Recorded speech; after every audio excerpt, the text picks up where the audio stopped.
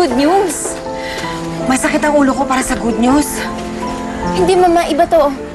Merong mayaman na nangakong magko-contribute para sa bahay pangarap. Maglalabas siya ng malaking pera. Ano naman ang pakialam ko sa bahay pangarap mo? But tita, merong isang donor na mayaman na gustong mag-invest sa asyenda nyo. Talaga? Finally, nakakilala ka ng tamang tao. Sino? Baka pwede siyang magmerienda rito sa Sabado? Sige tita, dadaling ko siya this coming Saturday. Lunch? Okay, lunch. Basta't mayamang investors. Okay ako. No problem tita.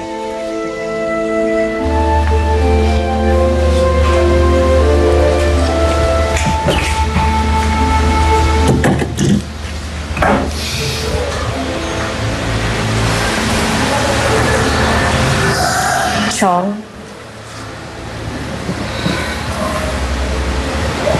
hindi naman sa nakikialam ako. Pero di ba matagal mo nang hinahanap ang anak mo?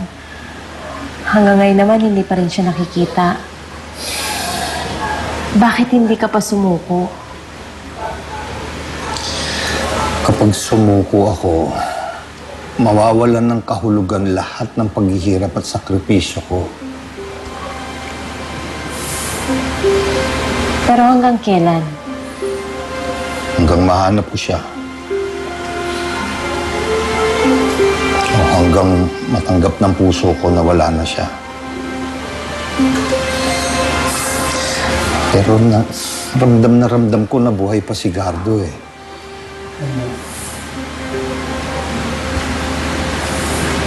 Mas makabubuti po na ngayon pa lang ay maglista na tayo ng mga butante na sakop ng mga barangay dito sa loob ng asyenda. Tama. Ilista mo ang lahat ng mga negosyo sa buong San Rafael. Ano mga pangalan nila? Ano mga negosyo nila? Ganon. Doña Trining, I would suggest na mag-isip tayo ng ilang projects na pwedeng gawin para mailagay ang pangalan nyo bilang sponsor. Bakit hindi tayo magpaliga ng basketball? Ang ganda. Mass wedding ho. Pwede. Maraming magbubukid dyan na hindi pa kasal at gusto magpakasal. Kayo, Ninang. Ay, nakakapagod. Piping, lista mo lahat yung mga suggestions nyo, mga pinag-uusapan nyo. Tapos ikwento mo na lang sa akin, ha? Nakakapagod eh. Papasok na ako. Sige. Pag-usayan yung meeting dyan.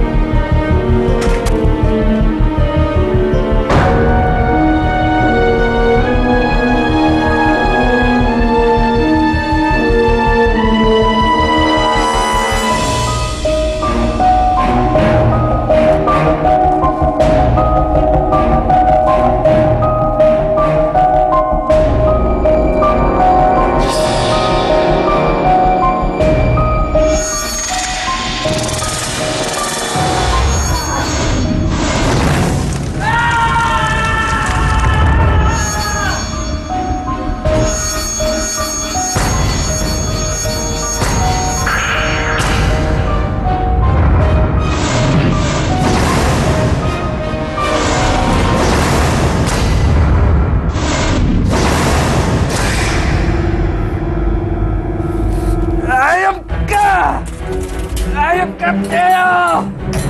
Ayop! Nagkakabalikaw! Ayop! Gardo! Ayop!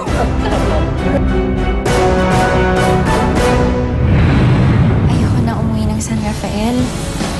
Anong gagawin mo?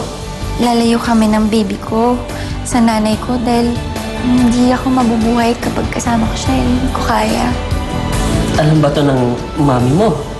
Please don't tell her. May nakikita akong apoy. at lugar na puting-puti. Alam mo, ikaw puro kakalokohan. Ikaw naman, kumakalusok na. Ay. Sila, Tito Gardo ang bida sa fairy tale? Oo, sa kwento kong ito, siyempre, siya ang bida. Eh bakit po siya namatay? Meron po ba namamatay na bida? Pwede ka na lumabas. Outpatient ka na. Hinubog ka ng panahon.